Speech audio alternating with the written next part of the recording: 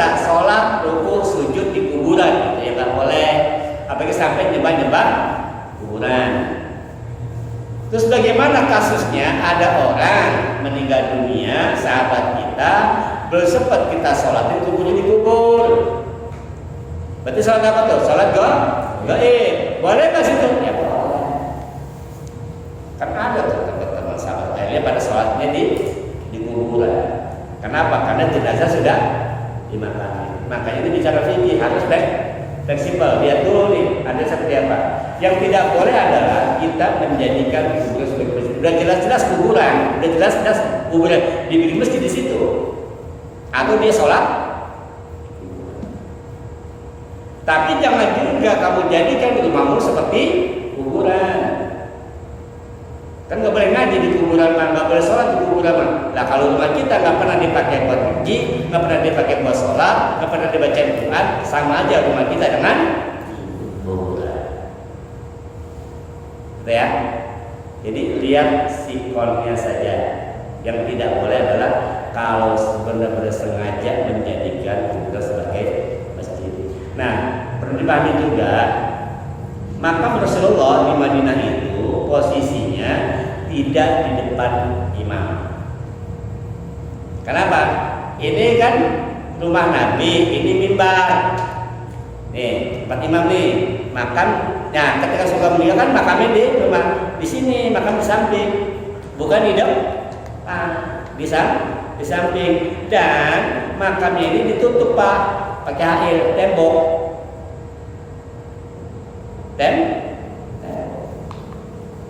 Berpisah.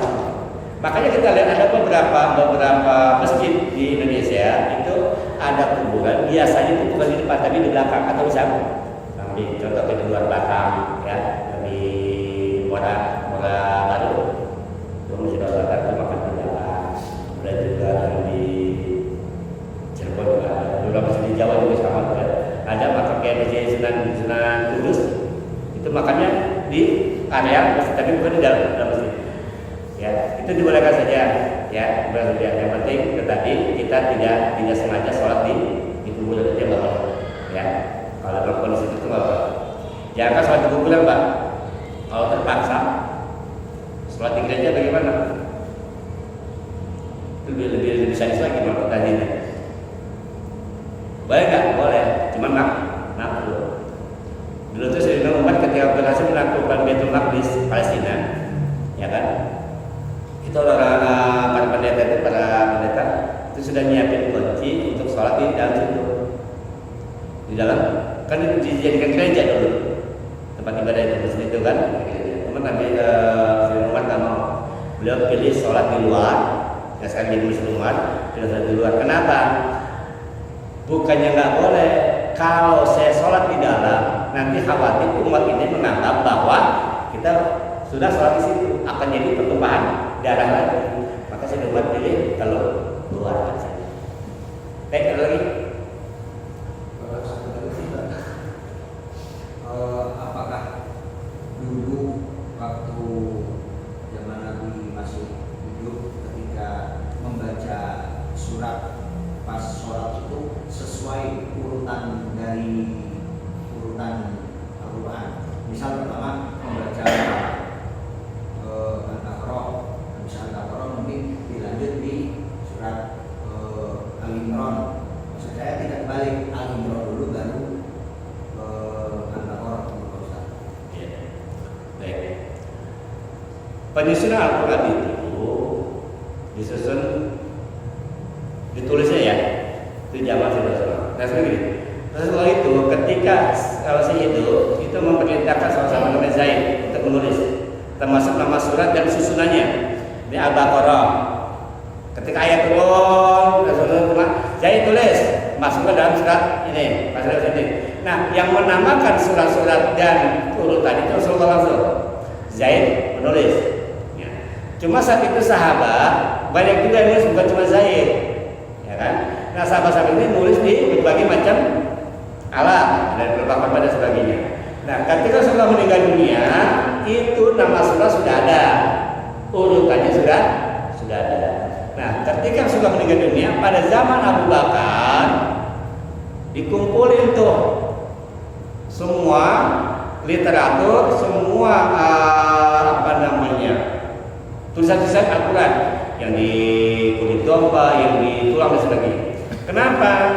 Karena dulu ketika terjadi peperangan, Abu Bakar kan ketika jadi khalifah kan terjadi peperangan ya Pak. Salah satu adalah memerangi kaum murtadin, kemudian memerangi kaum nabi palsu, yang menyebabkan banyak umat Islam pada habis meninggal dunia, gitu kan? Nah, saat itu belum dikumpulkan Quran tuh, masih berjajaran, karena masih ada di pala umat Muslim. Sedangkan umat usul, ya Khalifah, ya Abu Bakar, kenapa? Ini kalau begitu nanti anak cucu kita nggak bisa baca Quran. Nah, terus gimana maksudnya? Itu Quran yang ada kumpulin. Apa kata Abu Bakar? Ente mau melakukan sesuatu yang Rasulullah nggak nyuruh, gitu kan? Ini bukan masalah Rasulullah nggak nyuruh, gitu kan? Ini demi kepentingan umat.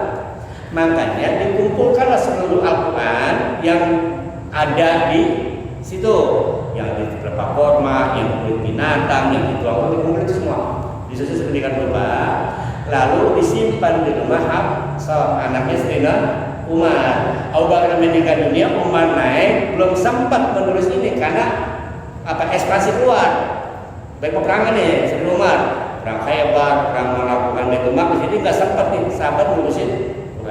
Nah, barulah pada zaman Sayyidina Utsman, ya kan, Islam semakin meluas, orang-orang bacanya banyak yang salah. Belum lagi dialeknya beda. Nah, untuk menyamakan disusunlah Mushaf Utsmani yang sekarang itu ditulis Pak tulisannya. Tulis ada panitianya, yaitu diseleksi sedemikian rupa, dibuatlah 7 bahasa. Nah, susunannya itu apakah Rasulullah baca susunannya berdasarkan surat yang sekarang? Kalau ya, saya tidak berani menjawab. Apa Rasulullah harus baca apa baca ini seperti yang ada di susunannya sekarang? Saya tidak berani jawab karena sekarang saya belum dapatkan. Cuman yang saya pahami adalah suatu baca surat biasanya yang panjang-panjang itu ketika sholat malam, kalau sendiri dia tuh baca sir, biasanya kan gitu. Cuma menurut para sahabat ya, cuma sebutkan Ibnu Abbas salah satunya kan yang nginep di sana, harus itu baca Al-Baqarah, kemudian setelahnya baca Al-Maidah dulu. Masalah susunan urutannya mana. Sekarang saya belum dapat dalil. Cuma yang beberapa dalil itu menyebutkan Rasulullah sholat itu kayak Jumat kan udah jelasin tuh. Cuma bacanya Allah sama Al-Qusyah kan gitu kan, yang baca ini itu. Nah, ada juga ulama yang berijtihad. Berijtihad itu dia nyusun sendiri dengan ilmu yang dimiliki. Ada bacaan pakem untuk sholat 5 waktu. Misalkan nih hari Senin maghrib bacanya kuliah sama Qul, Isanya bacanya ini terus sampai subuh. Nah, hari Selasa maghribnya baca apa? Itu ada Pak. Ulama sampai belajar begitu. Tujuannya apa? Ditarbiyah sebenarnya untuk mendidik, ya, supaya orang-orang yang menjadi imam nggak perlu ya. Dalamin aja di ayat surat pendek, tekenin biar benar dan istiqomah. Itu sebenarnya. Tapi kalau sholat itu sholat jamaah ya. Kalau sholat sendiri mah ya sepuasnya kita, semuanya kita. Kenapa? Karena intinya sholat itu adalah kita curhat ke Allah. Itu ya. Baik, benar lagi. Kemudian kalau lebarannya di hari Jumat itu tadi, apakah sholat Jumat boleh dikali dengan sholat Jumat? Apa? Lebaran yang di Jumat kan bagi udah sholatnya. Saat sholat Jumat, saat Jumat tadi dengan sholat Jumat apa boleh? Ya, lebaran hari Jumat. Boleh nggak kita nggak sholat Jumat, gitu kan? Nah, ada yang mengatakan tidak ada 2 khutbah dalam 1 hari. Kan pagi sudah khutbah tuh, maka siang khutbah lagi. Itu ada yang mengatakan begitu, ya kan?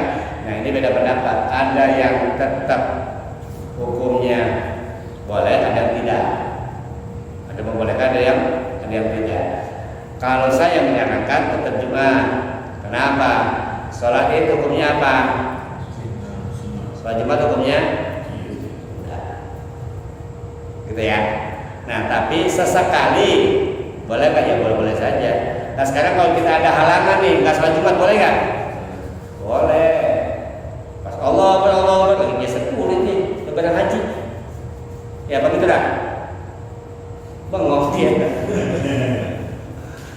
sebelah sepotong sapi kan nggak mungkin juga masih banyak darah gitu. Nah makanya suatu saat dibolehkan saja.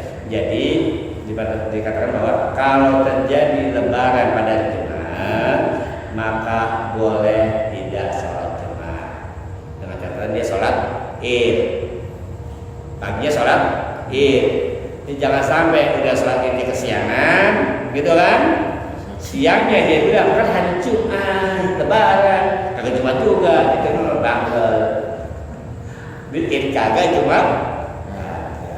Baik, dia boleh mengerti ya. Jadi dia boleh sholat 2 kali di masjid atau boleh salah satu. Tapi dianjurkan sholat dua-duanya. Baik, lagi. Cukup ya. Ya, ini ayat 1 aja belum kelar Pak. Baru habis doang, belum ke belakangnya. Ya. Nah, insyaallah kita akan lanjutkan pada pertemuan yang akan datang.